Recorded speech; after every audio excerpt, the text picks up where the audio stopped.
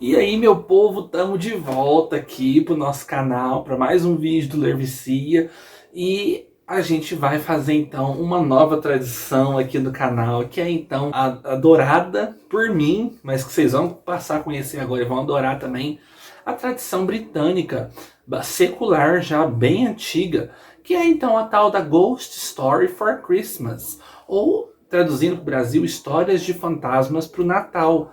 E é uma tradição que eu quero trazer aqui para o nosso canal. É uma tradição que eu acho muito interessante e vocês vão gostar também. Então vem comigo logo depois da abertura.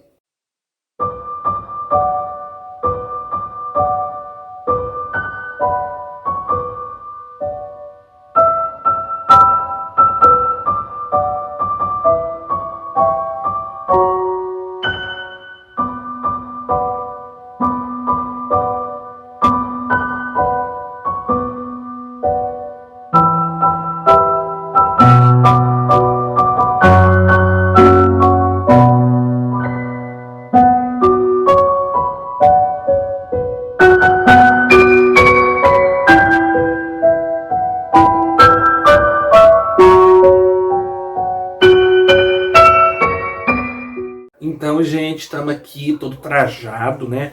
Um verdadeiro gentleman britânico. Estamos aqui, vocês estão vendo meu cenário aqui de Halloween. Eu coloquei na minha costumeira estante de livros de terror, né? Enfeitei pro Natal. Eu acho, particularmente, achei que ficou bem bonitinho. E fiz uma mesinha aqui de Natal bem diferenciada.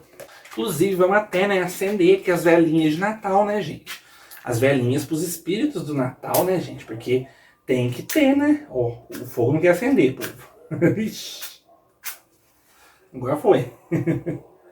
Vamos acender as velinhas de Natal aqui, pra gente poder entrar no clima mesmo.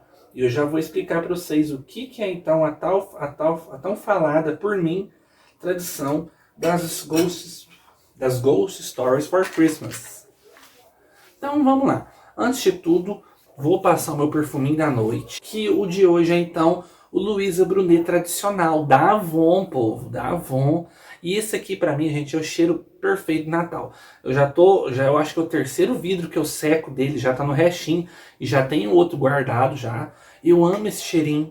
Isso aqui pra mim tem cheiro de Natal, porque ele tem um cheirinho de verde, de folha, de árvore, de floresta, essas coisas assim. E eu amo esse cheirinho. É muito bom, gente. Vocês sabem que eu gosto de perfume, né? E eu passo muito mesmo. Adoro. E isso aqui é uma delícia. Agora vamos lá. Vamos para a introdução aqui.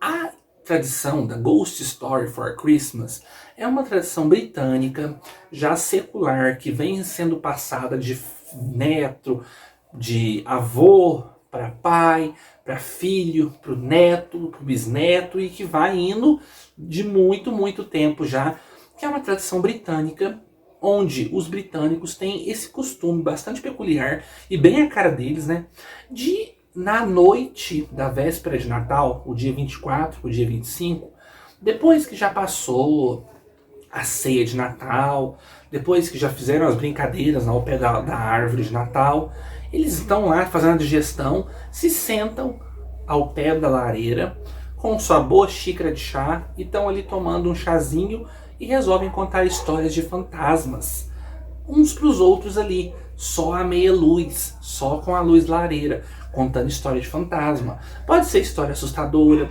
pode ser história feliz, pode ser história dramática, pode ser história inspiradora, mas o importante é ter algum elemento sobrenatural nessas histórias.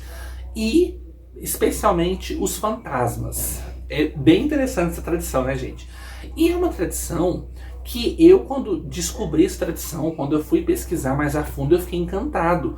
E, gente, a gente tem um vasto material publicado na literatura e também no cinema, na TV, nas animações, muita coisa mesmo de histórias natalinas de terror, histórias natalinas de fantasmas e tudo mais. Todas vindas da tradição britânica das Ghost Stories for Christmas. Aí eu pensei, por que não a gente fazer, né? Não trazer essa tradição aqui pro canal, porque Lervicia tem tudo a ver com isso, né, gente? A gente fala de livro de terror praticamente o ano inteiro. Por que o Natal ia ficar de fora, né? Então eu resolvi trazer essa tradição pra cá.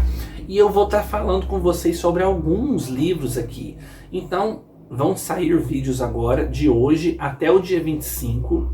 Dia 25 vai sair um aqui que é Ao Concor do Natal. É uma ghost story, é uma história de fantasma, mas é uma história de fantasma diferente do que todo mundo espera de uma história de fantasmas, né? Você já deve saber o que é já, né, gente? Que história de fantasma aí que é marcante pro Natal? Não vou nem falar nada, quem foi esperto pegou. Mas a partir de hoje, então, todos os dias vai ter um vídeo sobre uma ghost story, uma história de fantasma pro Natal. Vai sair durante a noite, eu não vou dar horário, porque eu não sei, pode ser que demore do vídeo renderizar na plataforma que eu utilizo, renderizar para o vídeo salvar, pode ser que demora para fazer o upload dele no YouTube, então tudo depende, pessoal. Mas o importante é que todo dia, toda noite vai ter um vídeo para nossa história de fantasma pro Natal. E a gente vai abrir isso aqui com uma história britânica. Não é uma história clássica. Clássico que eu digo é que ela não é uma história que foi escrita há 100 anos atrás. Não é uma história do século XIX, não é uma história do século XVIII, mas é uma história tipicamente de fantasmas. E uma história de fantasmas do Natal, porque ela começa com o Natal, que é então esse bendito aqui, gente, ó, A Mulher de Preto, da Susan Hill. Vocês já deram bola para esse livro aqui? É um livro que tem uma adaptação recente, bem famosa, né? Que é aquela adaptação com o Daniel Radcliffe, né? O ator que fez por muitos anos o Harry Potter. É uma adaptação bastante interessante, mas muita gente correu dela, né? Porque é uma adaptação cheia de jumpscare. Mas depois a gente fala dela. O importante aqui é o livro. Vocês já deram bola para esse livro, gente? Porque muita gente passa batido, né? Quando vê esse livro nas prateleiras de livraria, quando vê aí nas lojas online, passa batido por ele, né? Mas, gente, não se enganem. É um baita de um livro. Pequenininho, fininho, de leitura muito rápida. Olha, ele tem 208 páginas, eu li isso aqui em 2 dias só, sem numa, sem na outra. Eu engoli o livro é frenético. E é um livro que, surpreendentemente, não foi escrito no século XIX. Embora ele tenha toda uma roupagem de história vitoriana. Ele é um livro lançado originalmente em 1983 por essa autora britânica aqui, a Susan Hill. Então vamos lá, vamos contextualizar. Anos 80, a gente tinha quem fazendo sucesso na literatura de horror? Nos Estados Unidos a gente tinha despontando aí o Stephen King, né? Stephen King estava no seu auge nos anos 80, fazendo muito sucesso, tendo muitos livros dele adaptados para o cinema. Em contrapartida, lá na Inglaterra, no Reino Unido, na Grã-Bretanha, a gente tinha o Clive Barker, com aquele estilo visceral dele, sangrento, exagerado, mostrando o lado podre do ser humano e o horror mais explícito possível. Ou seja, não era o momento certo para uma história dessa aparecer. Mas ela apareceu para refrescar todo mundo. E não era o momento, digamos assim, que não era o que o mercado esperava para ser lançado. Porque isso aqui, gente, é uma típica ghost story, uma típica gothic story. A gente tem aqui uma história assim que transpira, que exala a literatura gótica, a literatura clássica, a literatura vitoriana. Gente, isso aqui é um tesouro. Então, quem acompanha aqui o Lervicia, quem me acompanha nas redes sociais, vai amar esse livro. Isso aqui é um tesouro incrível. A Mulher de Preto. Vamos situar, vamos aqui contar a história, sem spoiler. Vocês me conhecem, né, gente? Sem spoiler, sem nada. Só a sinopse interessante aqui. A gente tem o Arthur Kipps. Arthur Kipps é esse cara aqui, que ele é um advogado, trabalha em um escritório de advocacia na Londres, vitoriana, tudo mais. E ele é enviado para essa casa, que é a casa do Brejo da Enguia, que fica num vilarejozinho bem... Griffiths Giffords, não é? Griffin Giffords. É alguma coisa assim o nome do vilarejo. Mas é um vilarejo do interiorzão mesmo da Inglaterra, bem afastado, bem atrasado no tempo, e ele é enviado para esse lugar porque ele vai ter que fazer um inventário de todas as coisas da viúva. A viúva... como que é o nome da mulher? Gente, eu acabei de ler esse livro faz pouco tempo, faz alguns dias. A viúva Senhora Drablow. E ele vai então, é enviado pelo seu patrão para esse lugar, para poder passar alguns dias lá na residência da casa do Brejo da Enguia. Porque ele tem que ir lá fazer o inventário, pegar os documentos mais importantes da senhora Deborah, tem que fazer, juntar tudo que foi importante para eles darem andamento ao restante da papelada, né? Porque eles estão pretendendo vender a casa, porque ela não tem parentes vivos e tudo mais. A coisa oficial, né, gente? Aquela burocracia e tudo mais. E ele é enviado para lá então. Acontece que tem ronda aí uma aura de mistério ao redor da casa, ao redor da senhora Drablow e ao redor até mesmo do vilarejozinho que fica próximo à casa.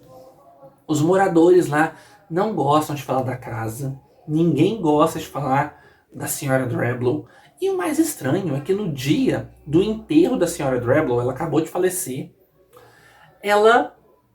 eles vão enterrar ela e a única pessoa que comparece lá nesse funeral é o Sr. Kipps, que é o advogado, nosso protagonista. E não vai mais ninguém. Vai pra vocês verem que estranho. E para piorar, ele vê nas cercanias ali do cemitério uma mulher toda trajada de preto, dos pés à cabeça de preto, como se fosse com vestes de luto, né? E essa mulher tá lá, parada no meio do cemitério, olhando a senhora Drablow ser enterrada. Ó, o Rakan chegou, gente. Tá miando aqui. Ê, Rakan, vem cá. Aqui, pô, o Rakan apareceu. Fala oi, peso, Rakan. Vai pra lá, vai. Voltando. E ele vê essa mulher de preto parada no meio do cemitério, olhando, assistindo o enterro da senhora Drablow. E essa mulher de preto que ele vê, ela tem uma aparência assim, o rosto dela, as mãos dela, muito pálida. Um rosto que você vê que tá doente, que tá cadavérico, que tá deteriorado, não podre, sabe? Mas você vê que tá sendo açoitado por alguma doença, por alguma coisa muito ruim. Ele fica meio incomodado com aquilo e resolve perguntar pro pessoal, né? Quem que é a tal dessa mulher de preto que eu vi? Ela era assim, assim, assado e tudo mais. E o povo fica aterrorizado e não quer falar com ele sobre isso e tudo mais. Outras pessoas falam para ele não ir para a casa do Brejo da Enguia. Não, não vai lá não, porque lá é um lugar muito ermo e tudo mais. Detalhe, povo, pra vocês poderem chegar nessa casa, você tem que percorrer uma estradinha que fica no meio do mar. Então, quando a maré abaixa, é possível ver essa estradinha. A estrada comprida, assim, vai sempre serpenteando, assim, pelo mar, até chegar na casa, que fica numa ilha rochosa, e aquela casa lá, vitoriana, gótica, gigantesca, sinistrona. E quando a maré sobe, a estrada some. Então não é possível você sair da casa, nem ninguém entrar na casa, porque a casa fica nesse lugar aí. Então você tem um período de tempo que você pode sair de lá. Se você não sair antes da maré baixar, você fica preso na casa. E acontece que ele não está sabendo de nada, né? Um britânico de sua época, jovem ainda, bem cético, digamos assim. Ele percebe que tem alguma coisa esquisita no ar ali, mas ele não liga porque ele pensa que é superstição de caipira britânico do interior. E ele vai para a casa do Brejo da Enguia. E é aí que o terror começa. Eu não falo mais nada. Vocês já devem esperar então um monte de coisa acontecendo, porque a estadia dele na casa do Brejo da Enguia vai ser aterradora, vai ser horripilante, vai ser macabro, vai ser um trem brabo, gente. Vocês imaginem o que pode esperar vocês para uma história dessa. E vamos lá, deixa eu só dar um adendo aqui. Tem um capítulo do livro, para mim é um dos capítulos mais aterrorizantes do livro. Que esse capítulo, peraí que eu quero mostrar para vocês, aqui. Esse capítulo chama Assobie e Irei Até Você. Quem é entendedor aí vai pegar a minha referência. Esse capítulo aqui, Assobie e Irei Até Você. O título desse capítulo faz referência a uma das histórias de fantasmas de Natal mais famosas de todos os tempos, que é Whistle and I'll Come to You, Assovie que Virei, do escritor britânico também M.R. James. E é uma história macabríssima, uma história sinistríssima, que eu já falei aqui no canal.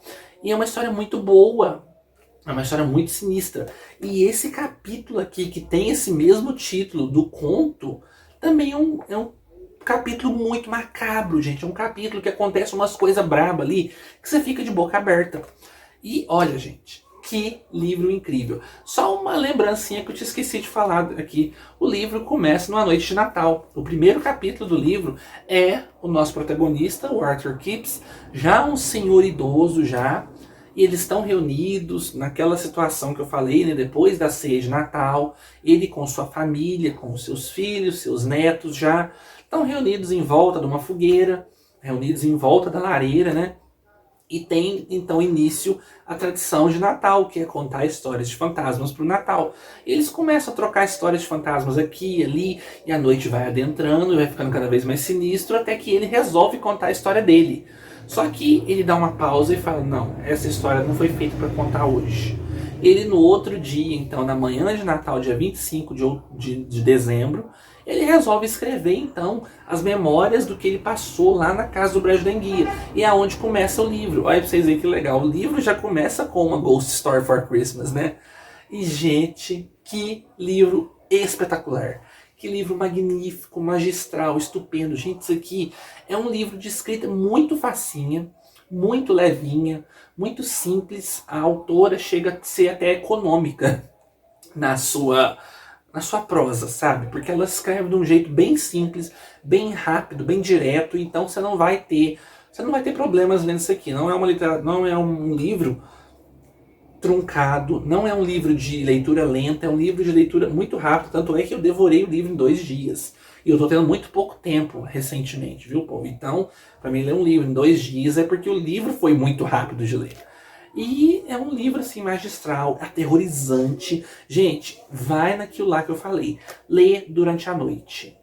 Lê, assim, depois que todo mundo foi dormir, que sua casa está em silêncio, que você tá com um tempo só para você desliga todas as luzes, liga só uma luzinha, assim, uma velhinha, uma luz de abajur, uma luzinha baixa, assim, fica só no escuro e vai ler. Vai ler, adentra, se entrega à história. Adentra no livro que você pegou. Eu garanto que se você pegou um livro de terror dos bons, você vai se assustar, você vai se aterrorizar, porque o negócio aqui é bravo, viu, gente? É um livro de terror que segue todos os moldes de uma boa história vitoriana de terror, uma boa história gótica clássica de terror. Então não espere sangue, vísceras e coisas exageradas. Isso aqui espera uma história aos moldes da literatura clássica. E, gente, isso aqui pra mim foi um show à parte. Isso aqui foi sabe assim, a estrela desse ano. Foi muito bom. Recomendo demais. E vamos falar rapidamente aqui das 2 adaptações. O gato tá aqui ainda, viu, gente? As 2 adaptações. Eu vou pegar aqui minha colinha. Ele teve 2 adaptações fílmicas. Ó, fílmicas. Ele foi adaptado primeiro para TV em 1989 para um canal britânico. Uma adaptação espetacular, extremamente fiel ao livro, muito fiel, tem pouquíssimas coisas assim. O final do filme de 89, o filme para TV de 89, é diferente do livro. O do livro, eles vão para caminhos diferentes, embora tenha uma coisa aqui que é um eco do livro para o filme, mas ainda assim são finais distintos. E depois, mais pra frente, ele foi adaptado em 2012, que é então a adaptação que todo mundo conhece, né? Mulher de Preto, com Daniel Radcliffe, que é o que dá a capa da nossa edição brasileira aqui, né? E esse aqui é o pôster do filme, né? Uma pena, né? Porque a capa original do livro é muito bonita. E ainda assim é um filme bem legal, muito estilizado, sabe? É um filme assim que respira o imagético gótico até a medula. Você vai ter então a velha casa mal assombrada, você vai ter os corredores escuros, você vai ter aquela ilha esquisita, você vai ter o cemitério gótico decadente, você vai ter os vilarejos, como é que é, gente? Os aldeões assustados, você vai ter todo esse clima sinistro e pesado. É um filme assim que tem uma aparência, um visual bastante gótico, bastante Hammer, digamos assim. Tanto é que esse filme é um filme da Hammer, pessoal. Olha pra vocês verem. Um filme de 2012 da Hammer. Olha pra vocês verem. E acontece então que é um filme bom, é um filme legal, mas é um filme que respira jump scare. É um filme que tem aquele susto fácil todo o tempo. Toda hora aquele aquela sobe a trilha sonora e vem aquele grito na tela, daquelas fantasmas de CGI fazendo careta. Eu não gosto disso, gente. É a única coisa chata do filme. Porque tirando isso, é um bom filme. Tem todo aquele exagero hollywoodiano de pegar uma história simples, que é o livro, e exagerar o máximo possível ela, mais pro final. Até, quer ver? Até assim, 3/4 do livro, a gente tem o filme em 4/4. Os 3 primeiros quartos do filme, ele é muito fiel ao livro. O último quarto é aquele circo todo que a gente conhece como cinema hoje em dia, né? Porque hoje em dia tudo tem que ser exagerado. Então, é um filme que peca muito pelo exagero.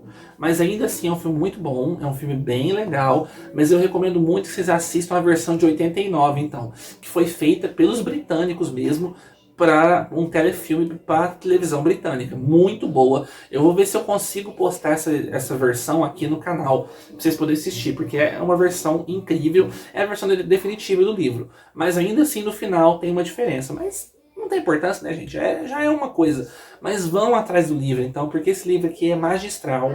É uma baita história de fantasmas para a gente poder ler nessa noite de Natal, na véspera de Natal, no tempo do Natal, nesse mês de dezembro, né? E, gente, muito legal, recomendo muito aí. Então, meu povo, eu espero que vocês tenham curtido esse nosso projeto, né, das histórias de fantasmas pro Natal. Vou tentar fazer todo ano. Tem material, a gente tem bastante. Estou olhando para lá porque tem onde fica minhas coletâneas. Material para história de fantasma pro Natal a gente tem bastante. O gato tá aqui se esfregando em mim. Então, espero que vocês tenham curtido. Deixa o dedão para cima aí. E até o nosso próximo vídeo amanhã, povão. Tchau, tchau.